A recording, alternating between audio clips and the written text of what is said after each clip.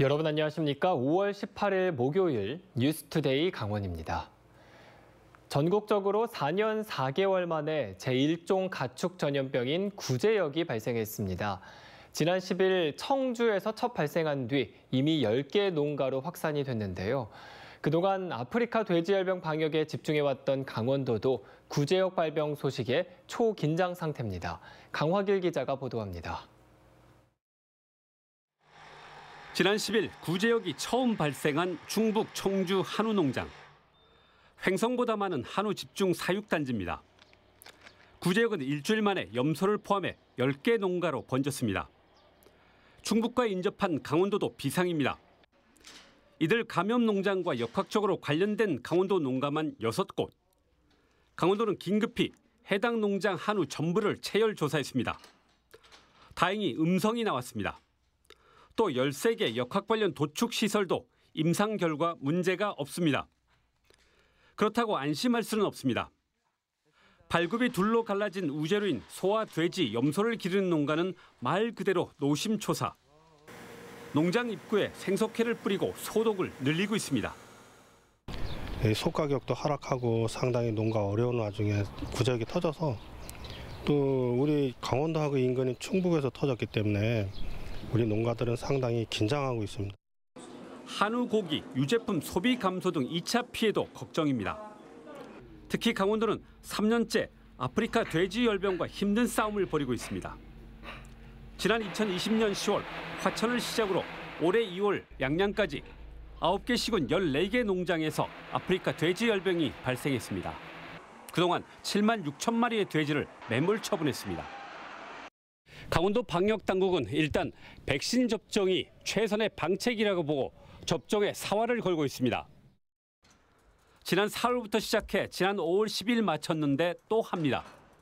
접종한 지 3주가 지난 개체가 대상입니다.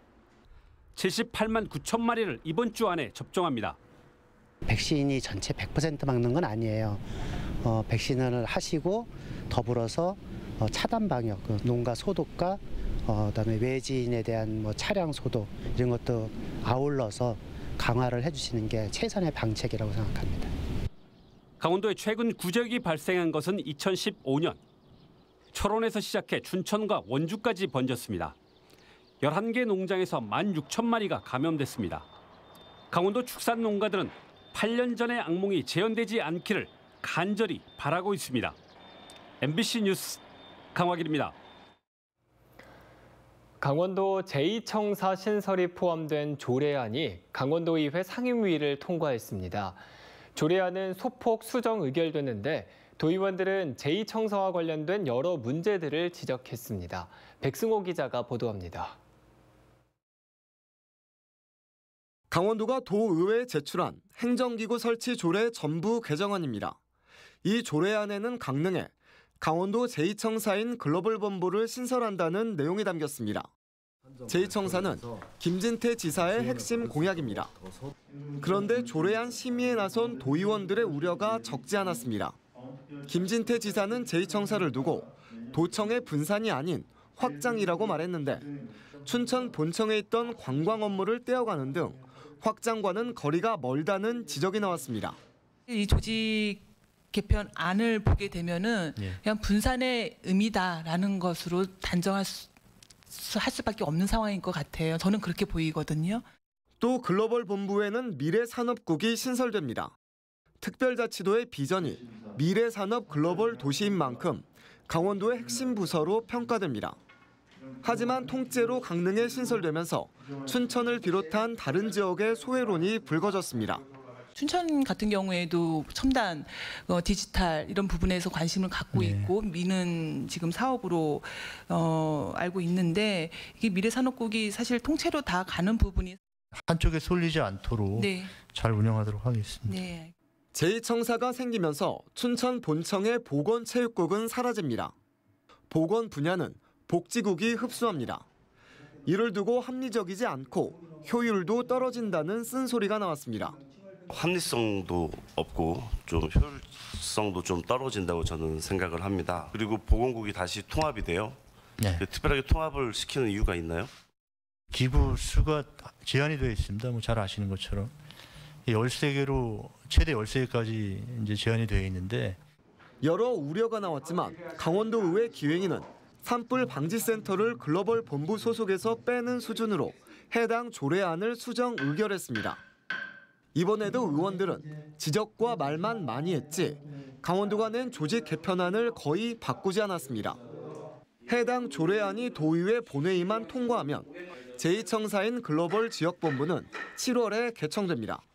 MBC 뉴스 백서입니다. 원주는 디지털 헬스케어를 위한 의료기기를 전략 산업으로 꾸준히 양성하고 있는데요. 미래 먹거리로서 디지털 헬스케어 분야를 더 활성화할 수 있는 방안을 모색하기 위해 입법 토론회가 어제 원주에서 열렸습니다.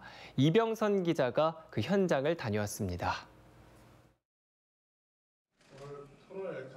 원주의 미래 먹거리를 함께 고민하기 위해 국회와 정부, 지자체와 학계 전문가들이 한자리에 모였습니다.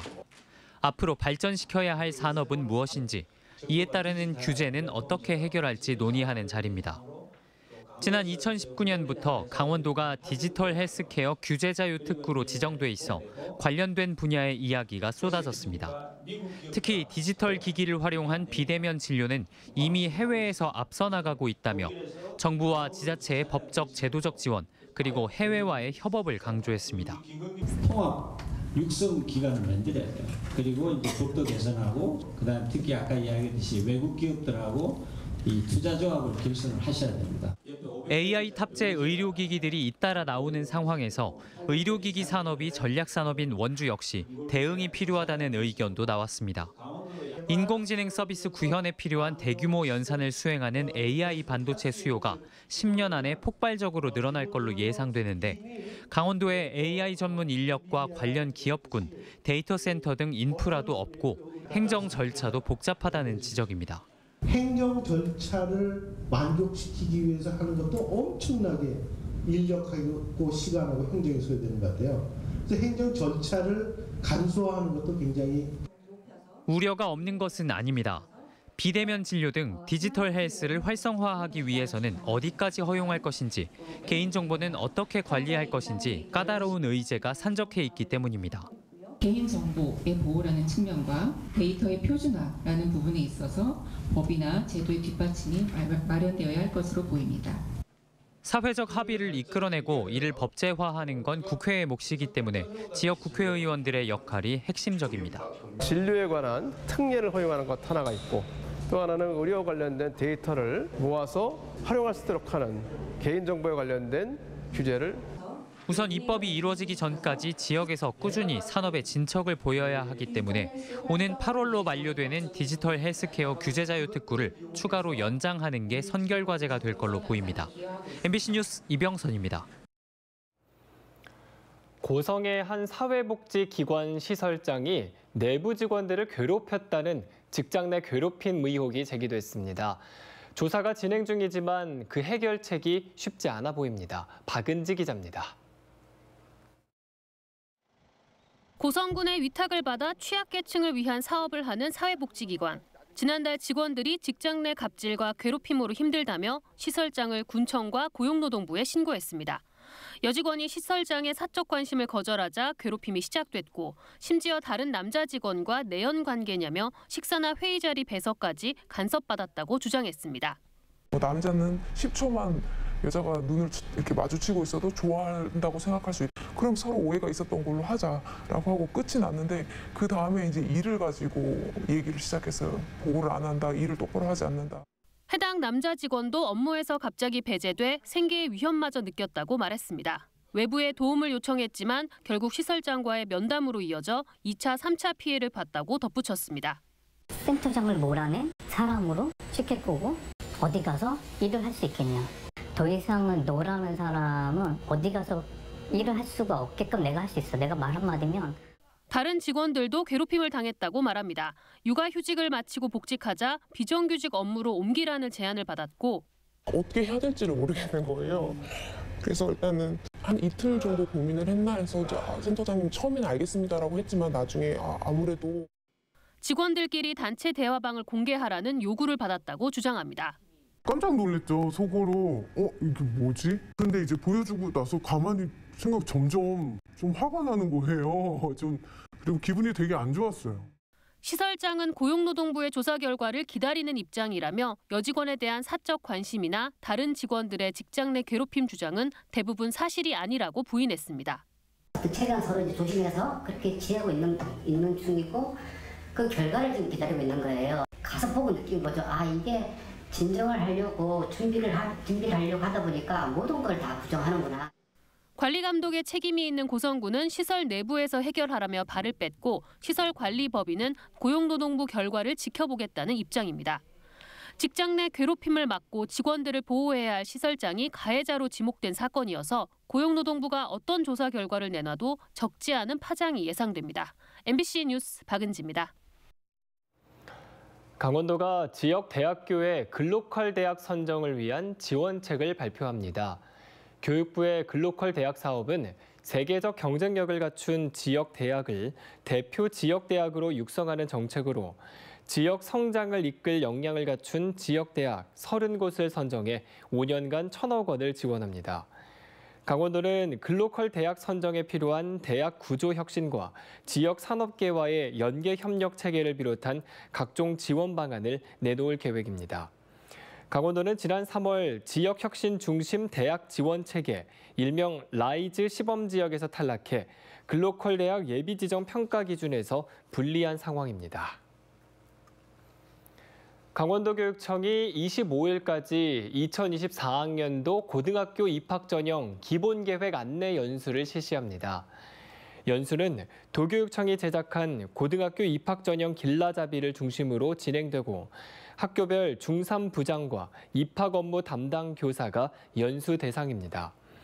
도교육청 유튜브 채널 학기요TV에서 비대면 설명회와 학교별 자체 연수를 위한 동영상이 6월에 공개됩니다. 강원도 농업기술원이 과수화상병 예찰과 예측 시스템을 구축해 제때 방제 알림 서비스를 제공합니다. 올해 56억 원을 투입해 시군의 예찰 방제단 45명을 운영하고 7개 시군 70곳에 예측 시스템을 설치하며 과수화상병 정밀 진단실을 구축합니다. 지난해 개발한 병해충 예찰 앱 내 손의 병해충을 활용해 모든 과수원의 상황을 실시간 파악하고 의심 증상이 발견되면 현장에서 간이 진단 키트로 감염 여부를 진단합니다. 또 예측 시스템 정보를 기반으로 과수 농가와 예찰 담당자에게 꽃 감염 위험 단계가 되면 카카오톡 알림 서비스를 발송합니다.